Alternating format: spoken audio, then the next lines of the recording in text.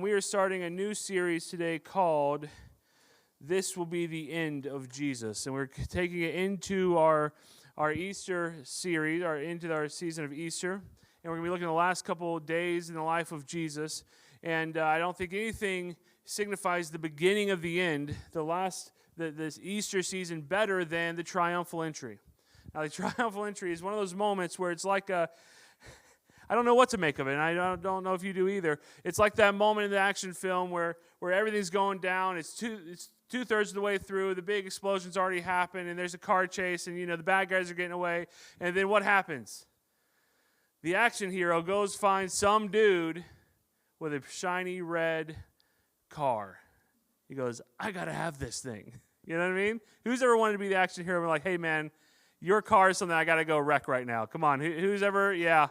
I know you have a professional career and you've obviously got enough money to have this car and you're probably more of a hero than I am, but I'm going to need to go get the bad guys with this bad boy. And the question is always, what do you do if you're the guy in the car? You know what I mean? Like, what would you, like, if you see everything going down, there's a big escape happening, what would you do? You see the bus, you see Speed, the guy who lets them chase down the bus? I don't know, man. It's a hard sell. It's a hard sell. And so, if you have your Bibles, open up to Matthew chapter 21, and we'll get going. Real quick, if you are a guest today, would you fill out a Connect card and just let us know you came? We'd just love to send you a gift in the mail and just say thank you. That's all we want to do. We want to get to know you. Next week, all the kids in the room, youth group kids, next week after service, we're going to do Mario Kart and pizza. So we're going to do 5 kids per person in your family that's eating. That way, just cover the pizza, and then we're going to put Mario Kart on the big screen. It's going to be awesome.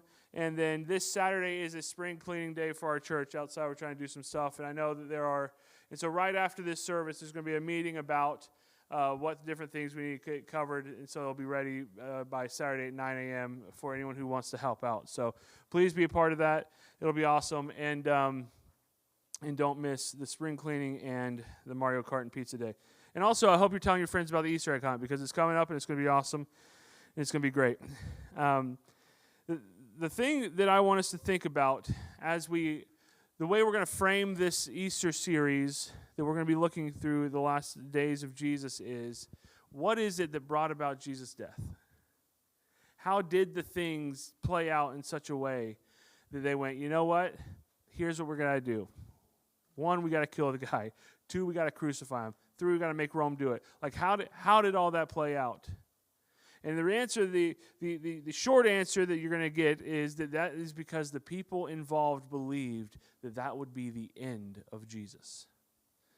That his end had come. We are going to take him out. And as we get into the final week of Jesus' life, what we're going to find are that there are battle lines being drawn. And they're going to be coming into focus. And they're going to get clarified. You're going to go, you're either on this side or you're on this side. You're either with us or you're against us. And what's fascinating about these battle lines that are being drawn is it's not just the people who are going to ultimately kill Jesus who are drawing the battle lines. Jesus is drawing his battle lines too. He is walking into this city for the last time with full knowledge that it will get him killed. And Jay Perini says this, I love this line, he says, the Gospels come intensely into focus in the final part of the story. That he's kind of wandering around and he's kind of going about and he's doing his ministry and he's healing people and he's teaching, and a lot of that's kind of happened up by the Sea of Galilee up north. And then he comes down into Jerusalem and he realizes this is going to be it. At some point he just set his face resolutely towards Jerusalem and said, we're going. One of his disciples, Thomas, said, well, let's go so that we can die with him. They all knew. Everybody could see it happening. The battle lines were coming into focus. And I think the end of the story kind of starts with the resurrection of a man named Lazarus. It's in Bethany. It's 2 miles away from Jerusalem. He's on his way back into town, and Lazarus has been dead for 4 days. And this story brings about probably the best lines you'll ever hear in the Bible. In the King James Version, I kid you not, the words are spoken, but Messiah, he stinketh. That's in the Bible. I love it. And it's all King Jamesy and everything. And what he's saying is he smells bad. He's been dead for 4 days. Don't talk about the guy. And he raises Lazarus from the dead. He shows up at the tomb, the door of the tomb with his grave clothes on. He goes, go let him out. And this is what we read in John chapter 11. You don't have to go there. I'll just read it for you. Therefore, many of the Jews who had come to visit Mary had seen what Jesus did. And they believed in him. But some, the next line, but some of them went to the Pharisees, and they told them what he had done. Battle lines. Verse 53, and so from that day on, they plotted to take his life. The beginning of the end is here. And so, Jesus starts his march into Jerusalem. We're going to look at today the march and the mantle and the mission that Jesus is trying to accomplish in this talk. And so it says this, in Matthew chapter 1, verse 21, verse 1 says this, as they approached Jerusalem and they came to Bethphage in the Mount of Olives, Jesus sent 2 disciples saying, go to the village ahead of you, and at once you will find a donkey tied there and her colt by her. Untie them and bring them to me. You got to love, I do wonder if Jesus really gave his disciples this little information when sending in. He goes, hey guys, I'm going to just sit here. You just go 2 miles that way, and then just find a donkey and bring it back to me. And they're like, is there a plan? I'm not going to tell you. Just if it's tied up, just untie it and bring it to me. And it's just as easy as that. That's what following Jesus is like. Just go do it, and it's going to be fun. You're going to like it. And you go, I don't know if I'm going to like it, Jesus. I don't know. And you get in that moment, you just do it. That's the Christian life. Jesus says, do this. You go, I don't know if I want to do that. And Jesus goes, it'll be fun. You go, I don't think it'll be fun. And then you do it. That's the Christian life, all right? Can I get an amen? No? Okay. I still have to win you over, I guess. All right, whatever. And so then he says this, verse 3, if anyone says anything to you, oh good, he's going to set up a plan. My guy Jesus, set this up. Nope, none of that. It just says, say to that person, the Lord needs them, and he will send them right away. Okay. How long does it take for you to walk 2 miles, by the way? Anybody? What's going through your mind in those 30, 40, 6,000 hours, however long it's taking? I don't know. Walking 2 miles is kind of a lame thing to do. I don't do that anymore. So, what's going through your mind? They're going. He's like, these two guys are going, all right, who's going to do the untying, you or me? And he's like, all right, I'll untie. You talk to the person who gets upset and go, or whatever. And Jesus sends them in, and he's saying, I'm going to go into Jerusalem in a way that's very different than I have for the last 32 years of my life. See, Israel had 3 big festivals that everyone would go to Jerusalem for as they were going throughout their year. And the Passover was one of them. And they would go up to Jerusalem because Jerusalem was on a hill. And so every direction you came from, you'd always say, I'm going up to Jerusalem, because even if you're going south, we're in the south, we get it. I'm going up to Florida, like that. We say that stuff. Okay, so, in Savannah we do. So we're going up to Jerusalem because we're going uphill. And they would always sing these psalms, this collection of the psalms, Psalm 120 through 134, called the Psalms of Ascent. You'd sing them and you'd pray them as you're going up the hill. You are ascending in Jerusalem, and you're spiritually ascending to God. You're making yourself available to him. And that's how we do it. And Jesus instead this time goes, what I'm going to do is I'm going to ride a donkey. I'm going to get a little parade going. And I'm going to march I'm going to have a triumphal entry. It's going to look strange because I'm on a donkey. I'm not on a war horse, but I'm going to have a triumphal entry. And he walks in there. And it says this is what Matthew tells us. It says, this took place to fulfill what was spoken through the prophet. Say to daughter Zion. Now, Zion is Jerusalem, but it's more than Jerusalem, right? It's the location of Jerusalem, but it's also Jerusalem endowed with spiritual additives. Like it's the people of God. It's where God's rule is in control. The New Testament version of this would be kind of like the kingdom of heaven type thing, right? It's Jerusalem, but it's deeper than that. It's Jerusalem. It's what Jerusalem was supposed to be. It's all of God's people, even if they're scattered and not inside Jerusalem. Tell daughter Zion, see, your king comes to you. gentle and riding on a donkey, and on a colt, the foal of a donkey. Jesus is doing this to communicate. And maybe people picked up on it, maybe they didn't. But he's coming here to say to the people of the world, see, behold, your king is coming to you. I'm here.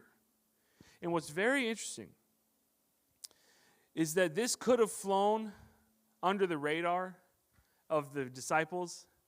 This could have flown under the radar of the crowds or of Jerusalem. But do you know one group of people that absolutely did not fly under the radar of?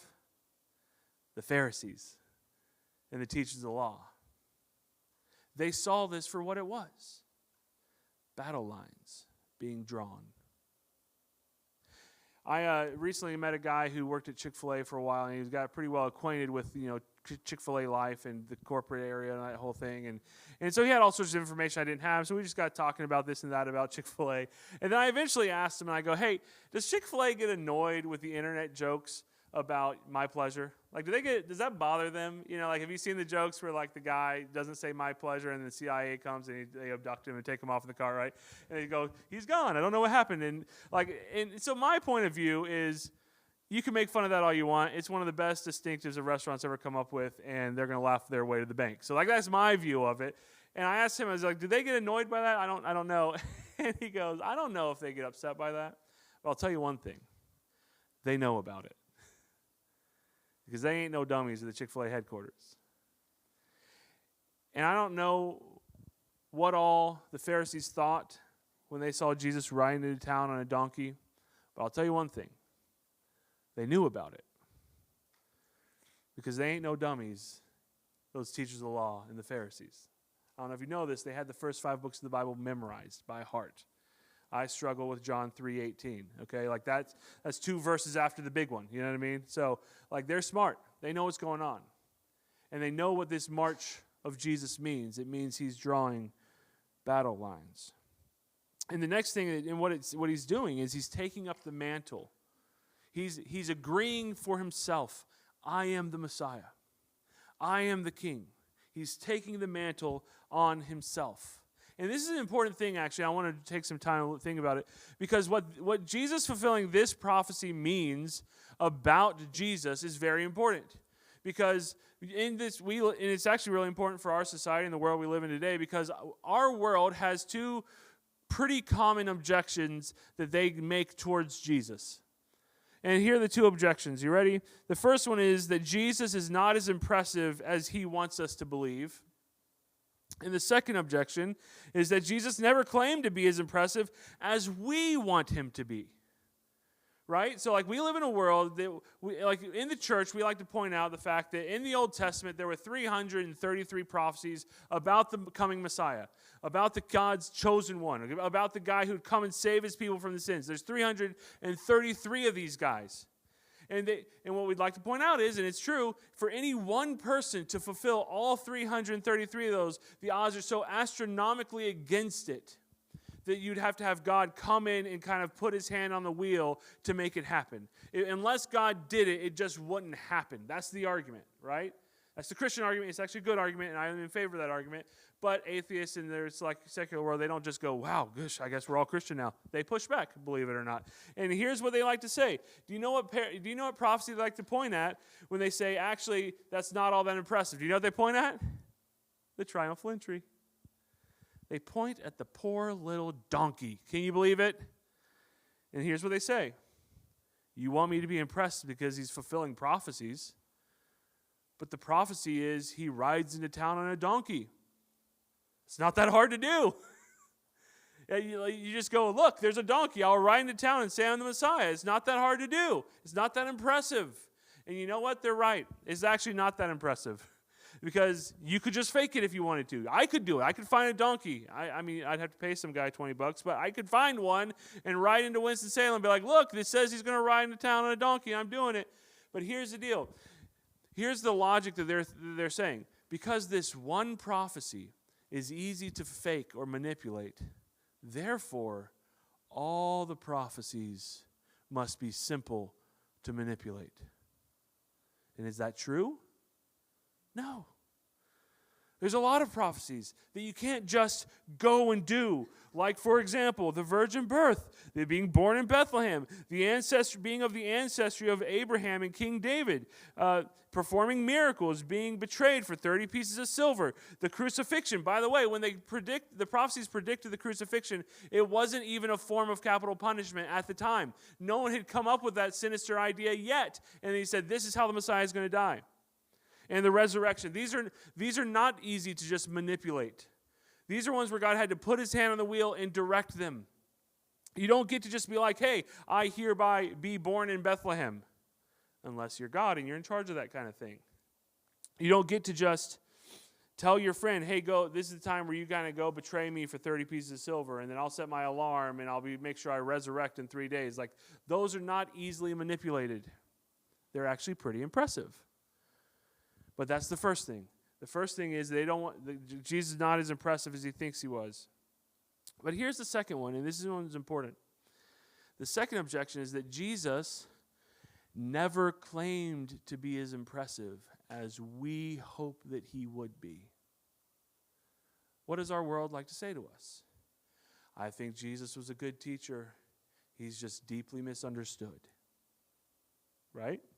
I think there were just some legends that grew up around his stories throughout the church. And the stories about Jesus got bigger and bigger over time. Or maybe he said, Jesus never called himself God. Or Jesus never asked anyone to worship him. Are these true? Are these fair critiques? No. When did Jesus call himself God? When he said, I and the Father are one. When did he call himself God? When he started going around forgiving people's sins, and the Pharisees were like, you can't forgive sins. Only God can forgive sins. And he goes, yeah, good point. Yeah, I know. When did he tell people to worship him? When people would bow down and worship him, and he'd let them do it. His disciples are going to do amazing things in this book. And people are going to bow down and worship him. You know what they're going to say? Don't worship me. Why? Because we're just people like you. But Jesus, when people bowed down and worshiped him, he never one time refused it. He accepted it. He is every bit what he claims to be. And he claims to be what he is. I heard this quote from Tim Keller this week, and I loved it. He said, Jesus was unbelievably humble, but he was not the least bit modest. He was humble. He was kind to the poor. He was kind to women and immigrants and all kinds of people. But every time the question of his divinity, every time the question of his power, his authority came up, he accepted it. And what he's doing when he's riding on this donkey is he's saying, look, behold, daughter Zion, your king is coming. Jesus in this is taking up the mantle of king. He's taking up the mantle of Messiah.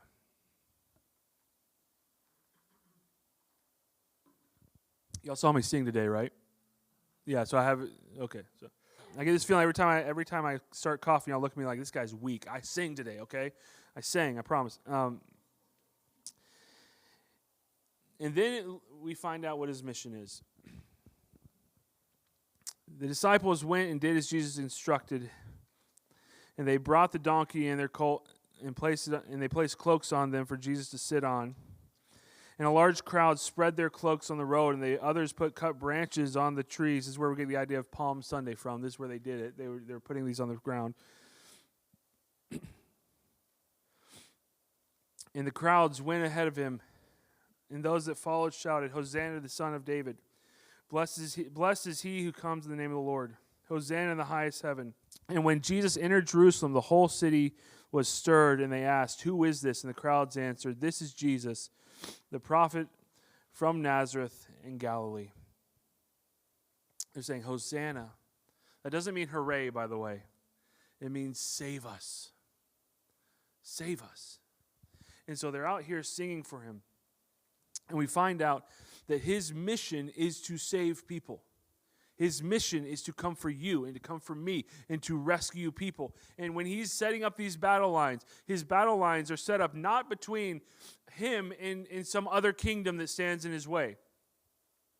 Because the first thing he's going to do when he gets off that donkey, he's going to walk up to the temple and he's going to cleanse it. He's going to walk up to a fig tree, he's going to curse it, he's going to wither at its roots. And he's going to say, everything I'm speaking against is going to wither at its roots at the word of my voice. Because that's how powerful I am. And what he's finding out is, see, they all thought, by the way, that the Messiah, the king that was going to come, was going to go stand up and put battle lines against Rome. They all thought it was going to be like, hey, we're going to go to war against Rome. Rome's going to wither at its roots. Rome's going to come toppling over because of our Messiah. And yet the only person he's speaking against right now is Israel. Because he didn't come to win more land. He didn't come to fight over territories and borderlands. He came for your heart. He came for your soul. Jesus is the King of kings. It's okay if there are kings out there. It's okay if there are presidents. It's just their authority sits under the authority of Jesus because he's the King of kings. He's the Lord of lords. So what's his battle? Ephesians tells us that we as Christians, our battle is not against flesh and blood, but against the rulers and against the authorities, against the powers of this dark age, against the spiritual forces of evil in the heavenly realms. Well, guess who led us into that battle, by the way? If that's our battle, guess who led us into the battlefield? Our King did. Our King, riding in front of us, led us into that battle. And so when you and I find ourselves in this fight against our sin and our temptation and our lust and our anger and our fury and or whatever else, and we get in this bar fight against our sin and our temptation, guess who's out there holding a bar stool? Our King Jesus is. We had that moment in the movie where we get back to back with Jesus. It's like, we got this, man. Let's get back out there. We get back in the bar fight. You're not tracking with the bar fight idea of our resisting temptation. I like that image. I don't know about you. I guess you don't, but you choose your own image. But the fight is for your heart. And another way to say what Jesus is fighting against are the kings who sit in your heart. Not the king in Rome. Not the king sitting in some made-up castle in Jerusalem, but the king sitting in your heart. And the term the Bible makes for this is idol. The idols that you worship. The idols that you give fealty to. Jesus came to fight against them. Thomas Aquinas said, there are four basic idols that all of us can give into. And there's one that we are most attracted to, but he says this. Here are the four. He says power, money, pleasure, and honor. And he says when you chase after one of those, and you start giving things up for those, you'll always come to regret it. And Jesus marched into Jerusalem saying, I've come to put that idol to death, that it will wither at its roots. And in the way we respond when people start messing with our idols tells us a lot about us. A couple months ago, a YouTube video went viral. There's this YouTube channel called Fresh and Fit, and they had this panel discussion. And this guy, Wes Watson, just got done with his whole, you're not a man unless you have this in the six-pack and the biceps in the car, and you string along a bunch of women, and you do whatever. Unless you do that, you're not a man, right? Unless you can make the money and show your worth, you are nothing, right? He just got done saying that. And then Andrew Wilson, who was he's a Christian, and he got up and he had his turn talking, and he said, well, in the biblical worldview, money's fine, you're allowed to have money. But in the biblical worldview, it's actually just kind of beside the point. It's your life should be built on something else. And he couldn't even finish his thought, and Wes Watson starts going after him. Do you have money? Do you have money? How much money do you have? Tell me how much money you have. And he couldn't stop. He just couldn't go. He just kept talking. He kept going. And then eventually, he just started attacking him. He goes, oh, look, you're fat. And your arms are too skinny. And look, men aren't supposed to be built like that. And he kept attacking. He just went nuts. And the video went viral because he just completely lost control. And you know what's fascinating about the interaction? The thing that drove him over the ledge was not that Andrew came out and said his idol was bad. You know, people can live with that. Oh, fine, I'll be the villain in your stupid little worldview you have. He didn't get mad because you said, hey, it's bad or it's the worst thing in the world. You should. No, what he said was, your idol is irrelevant. At the end of your life, you could have a whole lot of it or not very much of it, and no one will care. And when you look at somebody and you say, the thing you're sitting on the throne of your heart is irrelevant, that will drive you to distraction. He heard it, and he lost control because it crushed him. Everything in his worldview says, look, I have the money. That makes me valuable. What's the question? What is it in your life, and in my life, that if someone were to walk up to you and say, hey, that thing you're holding on to so tightly is irrelevant, and that statement would crush you? Maybe you found an idol in your heart, something that Jesus has come to set up battle lines against. Because one day, all other kings, all other foundations, all other idols will wither at the words of Jesus. And they will wither at their roots. And the question is, will that be our foundation, or we have left that long ago? Jesus came into the city to take up the mantle of Messiah. And he started drawing battle lines to the point where 7 days later, he would be dead. And the Pharisees and the teachers of the law were utterly convinced that it would be the end of Jesus. Now, you and I know that it was not the end of Jesus. What we have to do is we have to figure out what the end of us is.